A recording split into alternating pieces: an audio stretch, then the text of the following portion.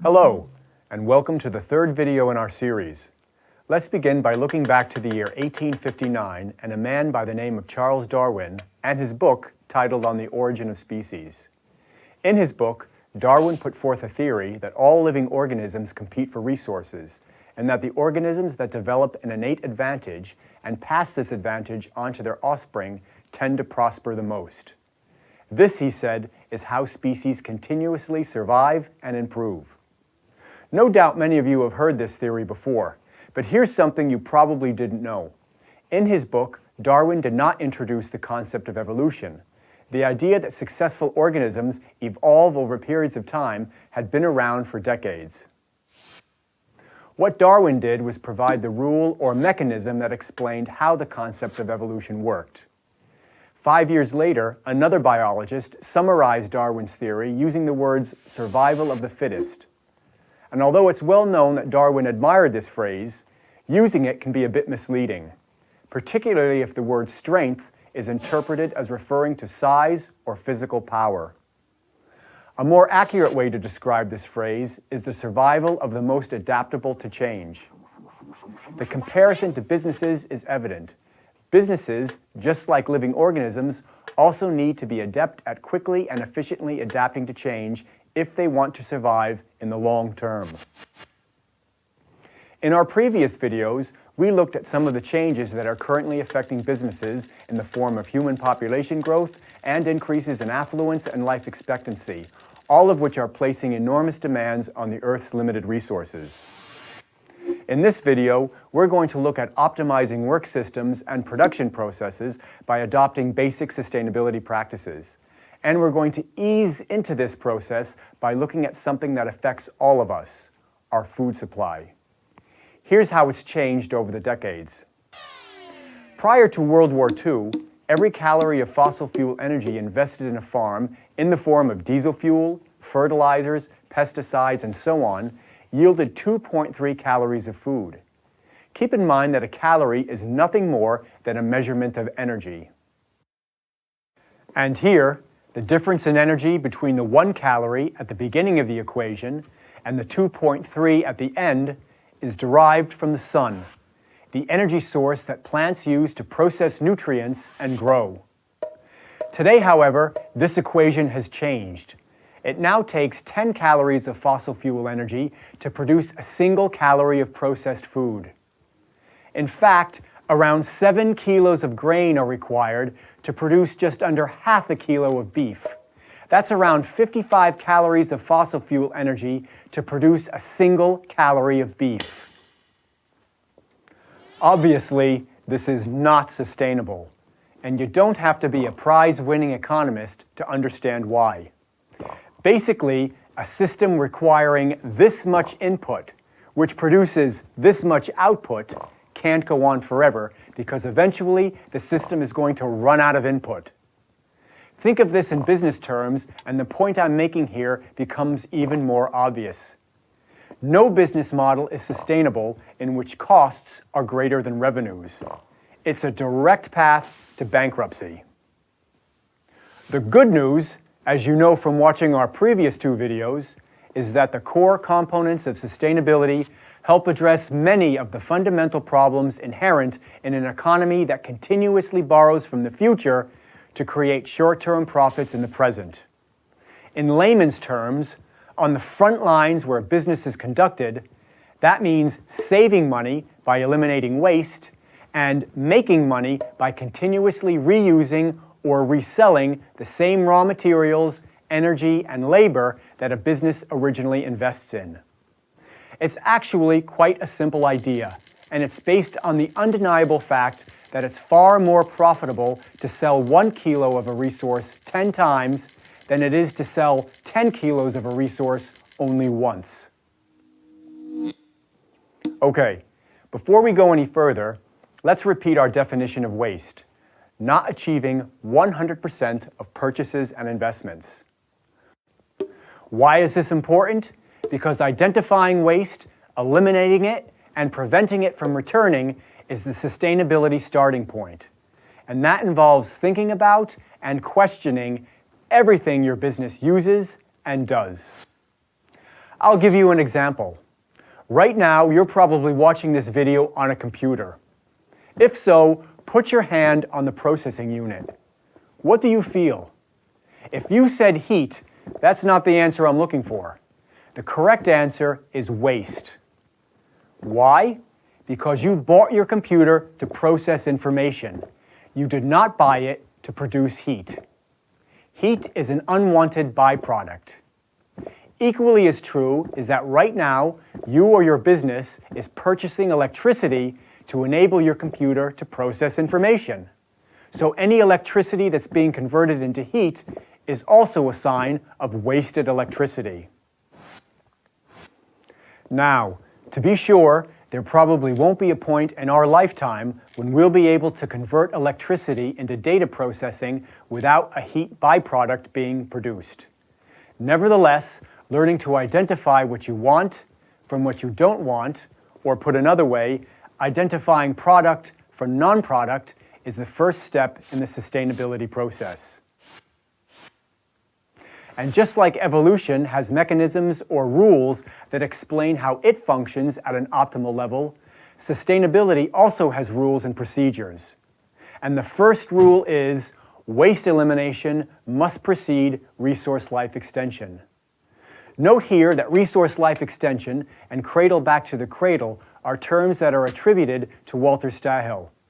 And both these terms also refer to circular economics or closed-loop economics. Whichever term you're familiar with, I'll give 3 examples why waste elimination, as a rule, must come first in the application process. Each example falls under an area that is integral to successful business operations. Production, the work systems and processes that produce goods and services. Product, the services or goods being produced. And place, the area or place where work is performed. Let's start with production. Several years ago, I taught a course on business plan writing to a group of executives at a major business school. One day after class, 2 of the executives approached me with a business idea. They'd been working on the idea for 2 years and were ready to start seeking investment. So when they heard about my work in sustainability, they thought it would be a good idea to get some feedback.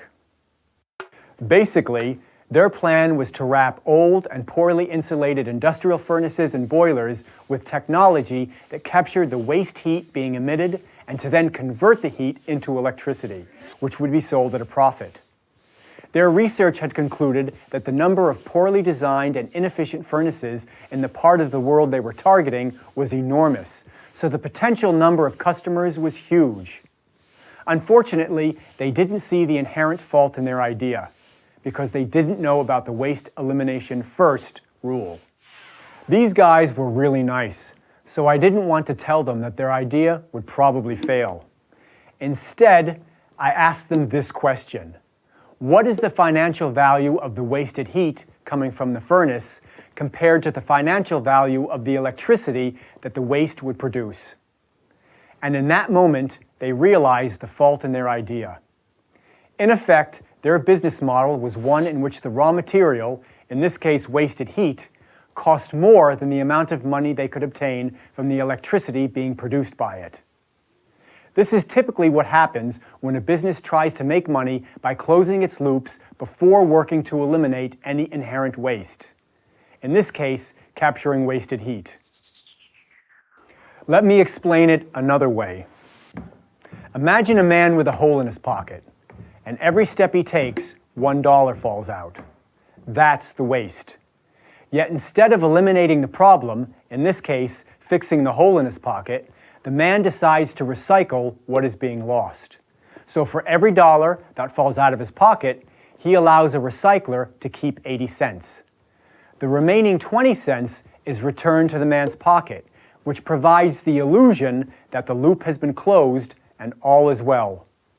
But losing $1 and replacing that loss with 20 cents is not a victory. It's a financial loss, which is precisely the type of situation that occurs when a business decides to close its loops or extend the life of its resources before eliminating its waste. Obviously, it's much more cost-effective to fix the hole in the man's pocket.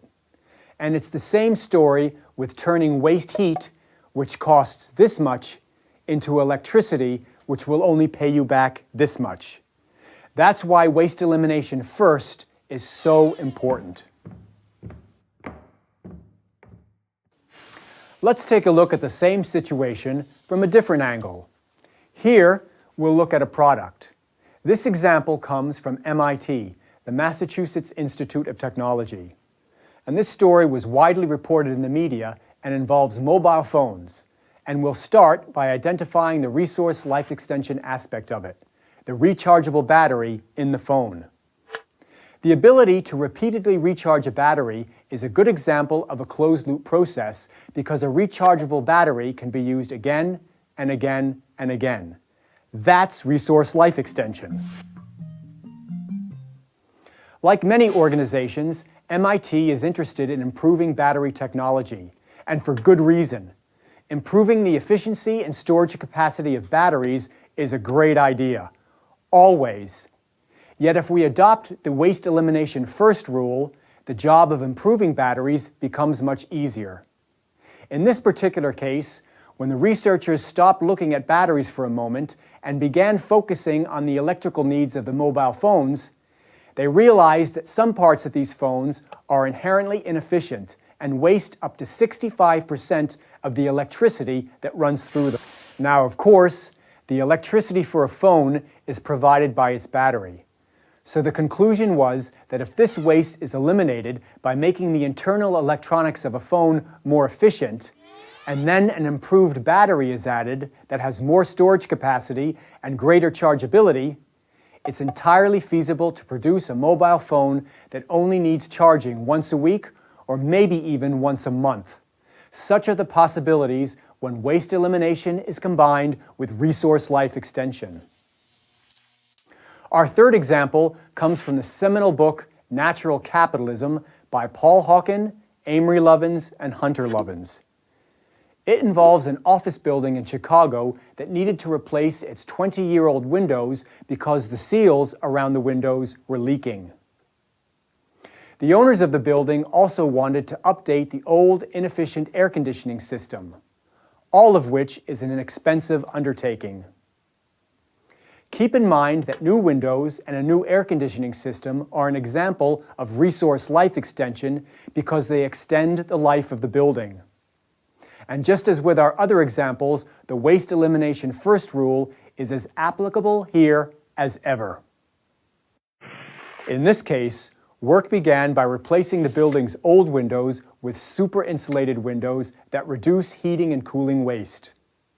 Additionally, ways were found to allow more natural light to enter the building, which reduces the need for electrical lighting and lowers interior heat. In other words, the owners of the building were first eliminating heat waste, which resulted in the cooling needs of the building being reduced by 85%.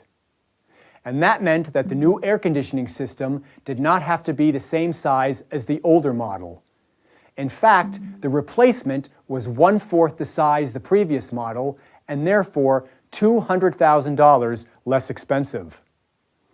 Moreover, because the new cooling system was 4 times more efficient, the building's annual energy bill was reduced by 75%, which in this case amounted to an additional savings of $220,000 every year.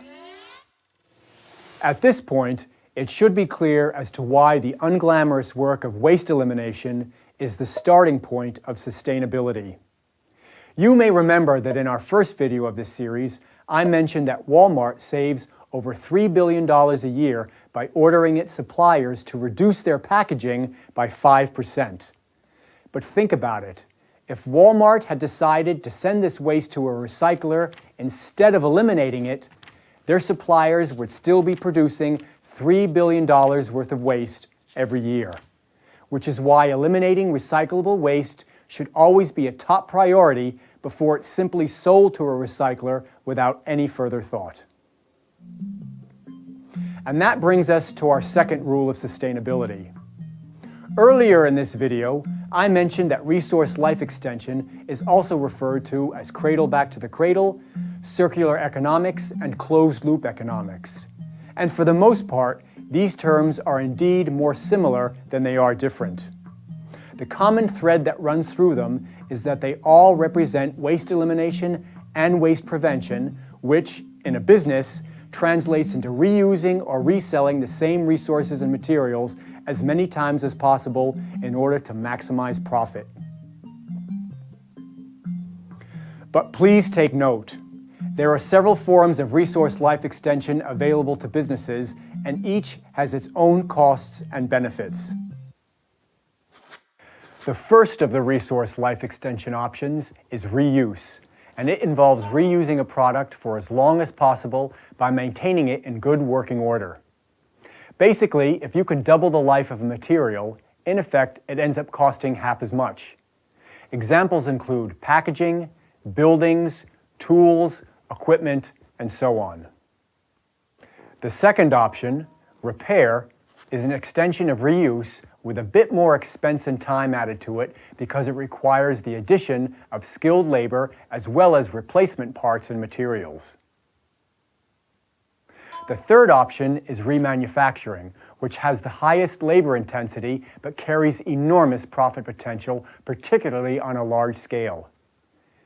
Examples, several of which are illustrated in our first video, include construction equipment, carpets, cars, electronics, furniture, you name it. The fourth option is recycling. Recycling involves collecting products, taking them apart, shredding, melting, and reducing these parts down to their basic materials, and then building the basic materials back up again. And as this diagram portrays, the smaller the loop, the greater the economic advantage. Let's now take a minute and look more closely at recycling, a word that's often used in a generic way to incorrectly describe all resource life extension or closed-loop practices. Technically speaking, however, recycling reduces a basic material to its primary state and then builds it back up again into a basic material, all of which can make it more expensive, more energy intensive, and more wasteful. For example, here is a typical plastic bottle. The basic material used to make the screw on the cap is polyethylene. The bottle itself is made from polyethylene terephthalate, or PET. And the label can be made from PVC, or any combination of different plastics. That's 3 or more types of plastics on one bottle. And all of them have to be separated, cleaned, and inspected before they're melted down to their basic state so they can be recycled. Because if you melt them all down together, you end up with, well, that's the question. What do you end up with? Is it toxic?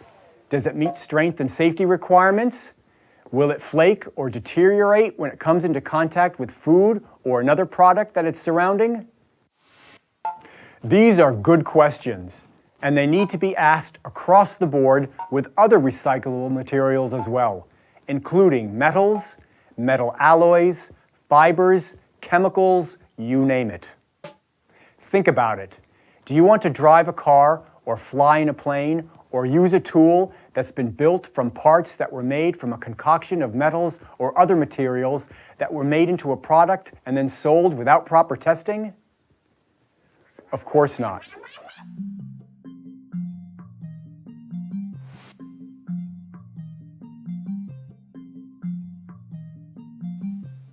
So there you have it.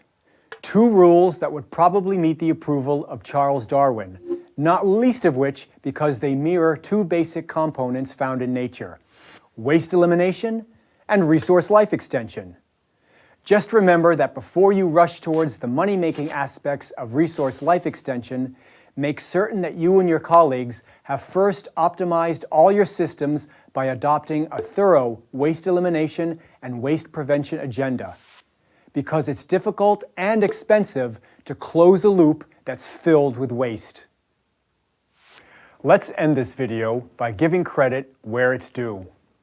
The need to eliminate waste before a business attempts to close its loops was told to me many years ago in an email by Ray Anderson. Ray Anderson was the founder and chairman of Interface Carpets, a company that continues his dedication to sustainability.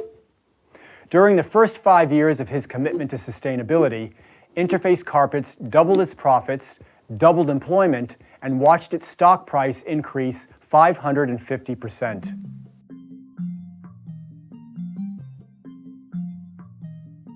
And of course, we cannot forget Joseph Ling of 3M, the waste elimination pioneer mentioned in our first video. So in honor of the contribution these two individuals have made to the field of sustainability, let's call the waste elimination first rule the Ling-Anderson rule. And I'd like to call the second rule the Stahill rule, after Walter Stahill and his pioneering work in sustainability. Remember, resource life extension is the ultimate goal of waste elimination and prevention. And the smaller the loop, the greater the economic advantage. Are you interested in learning more?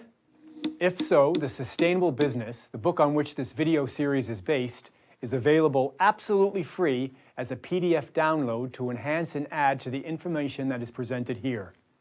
Free PDF copies are also available in simplified Chinese, Arabic, and Polish, and more language translations are on the way. Indeed, if you or your organization would like to volunteer to translate this book into your national language for free distribution, please let us know. To download a free copy of The Sustainable Business, just visit the websites of the following organizations. CIPS is a nonprofit education and research-based organization that helps walk businesses through the beginning stages of sustainability and works with business schools to help introduce sustainability into their curricula. EFMD is Europe's premier provider of quality assessment improvement and accreditation for higher education institutes, and a leading international forum for information sharing, research, networking, best practices, and debate in management development. And the Product Life Institute is Europe's oldest sustainability-based think tank, consultancy, and research body. If you would like to purchase a printed copy of the book, in English only, contact Greenleaf Publishing in the UK. Again, printed copies are sold in English only.